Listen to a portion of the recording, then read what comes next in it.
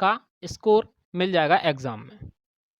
इसके लिए अगर आपके ग्रेडियंट समझ में आ गया तो डाइवर्जेंस बहुत आसानी से समझ में आ जाएगा और कर्ल और भी आसानी से।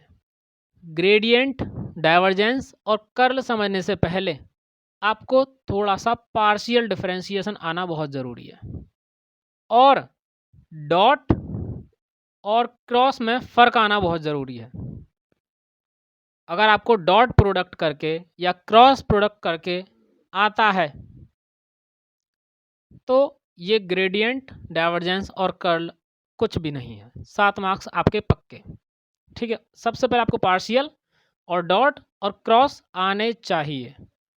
ठीक है, अगर हमारे पास कोई भी फंक्शन दे रखा है, कोई भी फंक्शन हमारे पास दे रखा है जैसे 2x + 3y + 4z और इसका आपको ग्रेडियंट निकालना है, तो उसके लिए सबसे पहले आपको दे रखा होगा उल्टा ट्रायंगल, उल्टा डेल।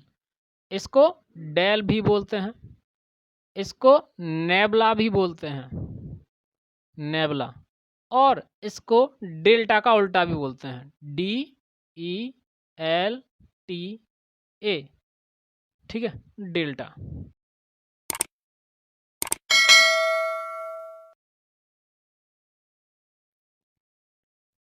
किसी भी फंक्शन का आपको ग्रेडियंट निकालना हो या डाइवर्जेंस निकालना हो या कर्ल निकालना हो, सब के लिए डेल तो ज़रूरी है ही, लेकिन तीनों में एक छोटा सा फर्क है।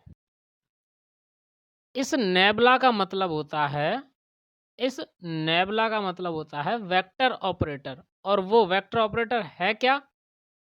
है cap partial differential with respect to x plus j cap partial differential to with respect to y plus k cap partial differential with respect to Z.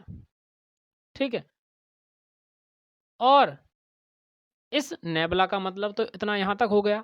अगर आपसे ग्रेडियंट पूछा है, ग्रेड मतलब नेबला ऑफ एफ, ठीक है, तो इसका मतलब है डॉट ऑफ स्केलर। नेबला तो वेक्टर है ही क्योंकि इसमें आई जे के आ रहे हैं, डॉट और ऑफ स्केलर। अगर ग्रेडियंट निकलवाएगा तो उसमें जो भी फंक्शन देगा आपको वो स्केलर फंक्शन ही होगा, उसमें आई जे के नहीं होंगे। ठीक है, तो इसको सॉल्व करोगे आपके पास आंसर में वेक्टर बनकर आएगा, क्योंकि यहाँ आई जे के होगा नहीं, यहाँ आई जे के होगा इसके साथ ये वाला। ठीक है, तो आंसर में वेक्टर आएगा। इतना ध्यान रखना है कि जहाँ भी ग्रेडियंट निकालने को बोले वहाँ आपका फंक्शन स्केलर होगा। ठीक, और डाइवर्जेंस निकालने का तरीका ही वही सिंपल है। इसको सिर्फ हम इतना लिखते हैं डाइव। ठीक है, लिखेंगे नेबला डॉट फंक्शन, लेकिन नेबला तो वही है ऑपरेटर, वेक्टर ऑपरेटर, लेकिन जो इसमें फंक्शन का डॉट करेंगे वो फंक्शन हमेशा वेक्टर होगा। अगर हम डाइवर्जेंस निकाल रहे हैं किसी भी फंक्शन का तो वो फंक्शन वेक्टर ही होगा। तो फंक्शन भी वेक्टर और नेबला तो वेक्टर है ही, तो आंसर कैसा आएगा आपके पास? स्केलर। ठीक है, क्योंकि I dot I, J dot J, के डॉट के सब खत्म हो जाएंगे वन वन करके, स्केलर आंसर आएगा आपके पास। अगर इसी टाइप से उसी फंक्शन का आपसे कर्ल निकलवाने को बोले, कर्ल निकलवाने को बोले तो क्या करेंगे? Nebula cross product of that function, cross product of that vector function. इसमें भी अगर कर्ल निकलवाएगा तो फंक्शन वेक्टर ही होगा, मतलब 2xi और 3yj 4z ऐसे करके आपके पास कोई ना कोई फंक्शन जो भी होगा वो वेक्टर फंक्शन होगा। तो फंक्शन का क्रॉस प्रोडक्ट करेंगे हम ऑपरेटर के साथ, ऑपरेटर में पार्शियल निकालेंगे सबका फंक्शन का क्रॉस प्रोडक्ट, तो वो आपका कर्ल आ जाएगा। अक्रॉस आप जानते ही हो, डिटर्मिनेंट बनाते हैं, यहाँ आई जे के और यहाँ नेबला वाले डी एक्स ये वाला, फिर यहाँ डी वाई ये वाला, फिर यहाँ डी ओवर डी जेड, फिर नीचे क्या रखेंगे फंक्शन ऑफ एफ, ये 2x 3y 4z, 2x 3y 4z, ये 3x3 की मैट्रिक्स बन जाएगी। इसको आप सॉल्व कर लोगे, आपके पास जो भी आंसर आएगा वो वेक्टर ही आएगा। ठीक है, इसके ऊपर एग्जांपल देख लेते हैं। अभी आपके पास क्वेश्चन है कि फंक्शन दे रखा है f equal to X cube minus Y cube plus X Z square, find gradient of f। मैंने क्या बोला था, अगर ग्रेड निकलवाएगा तो फंक्शन स्केलर होगा, यहाँ आई जे के नहीं है।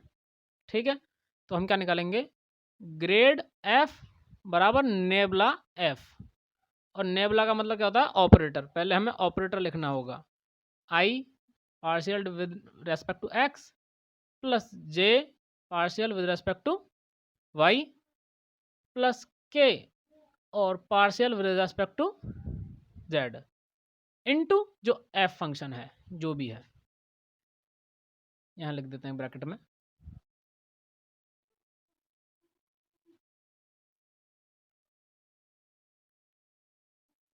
ठीक है, तो x वाले टर्म का x के रेस्पेक्ट में यहाँ हम पार्शियल डिफरेंशियल कर देते हैं। x वाला टर्म ये है तो ये कितना बनेगा 3x स्क्वायर और उधर प्लस z स्क्वायर।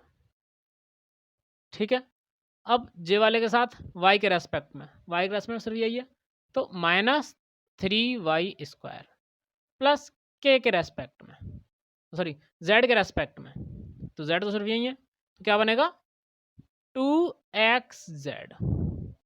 ठीक है, ये आपका फाइनल आंसर होगा ग्रेड का, grad of f equal to this. ये आपका कंप्लीट आंसर यहीं खत्म हो जाता है। लेकिन अगर आपसे बाद में ये बोला है कि grad of f at point this, इस बिंदु पर निकालिए, तो x की वैल्यू ये रख दीजिए, y की वैल्यू ये रख दीजिए और z की वैल्यू ये रख दीजिए। सिंपल। देखिए i 7i cap minus 3j और प्लस 4k, ये आपका फाइनल आंसर होगा ग्रेड ऑफ f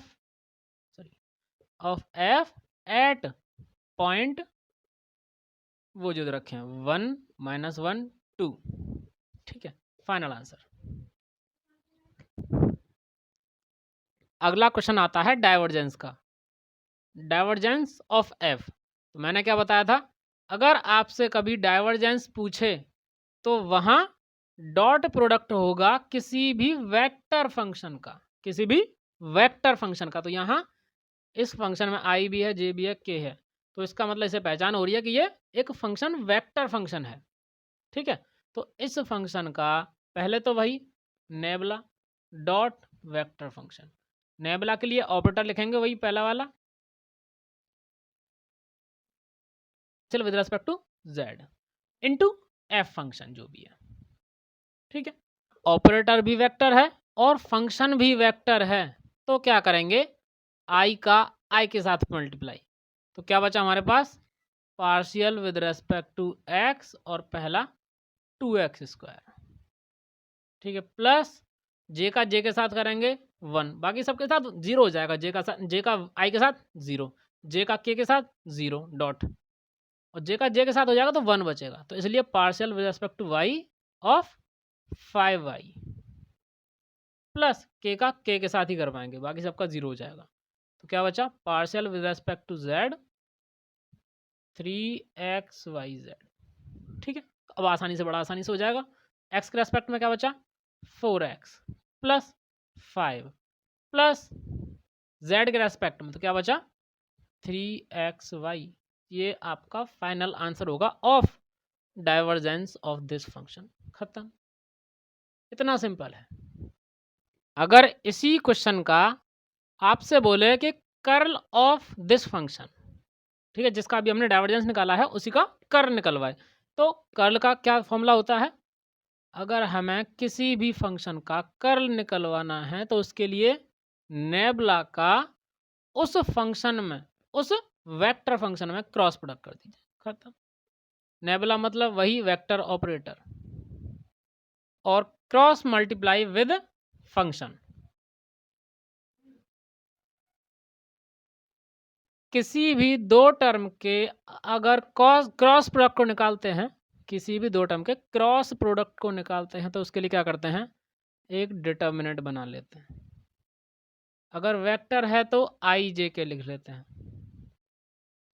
पहले वाले के जो भी कोफिशिएंट हैं, इसका D over D X, del over del X, दूसरा डेल ओवर डेल वाई, तीसरा डेल ओवर डेल जेड।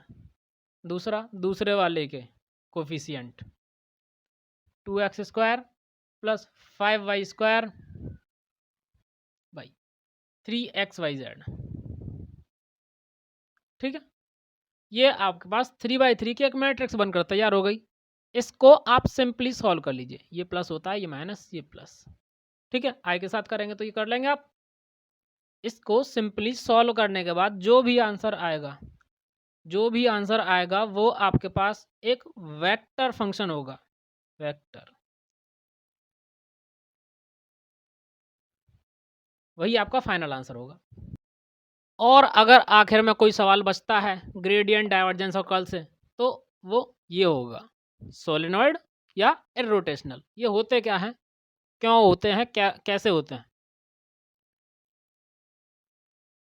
अगर हमारे पास कोई फंक्शन गिवन है,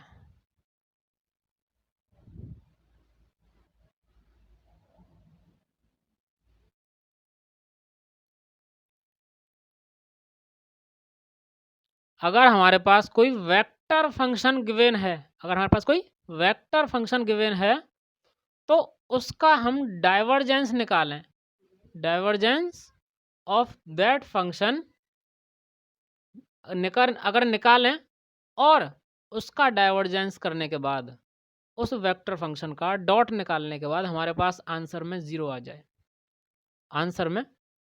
जाए, तो इसका मतलब है कि वो फंक्शन एक सोलेनॉइड को प्रदर्शित करता है, एक सोलेनॉइड को रिप्रेजेंट करता है। इसी तरह से अगर हम इस वेक्टर फंक्शन का क्रॉस निकालें वेक्टर ऑपरेटर के साथ, और उस वेक्टर फंक्शन का क्रॉस वेक्टर ऑपरेटर के साथ निकालने के बाद हमारा आंसर, फाइनल आंसर 0 आ जाए, मतलब हम किसी भी फंक्शन का अगर कर्ल निकालें तो फाइनल आंसर 0 आ जाए, तो उसका मतलब है वो फंक्शन इररोटेशनल है। ठीक है, बात खत्म।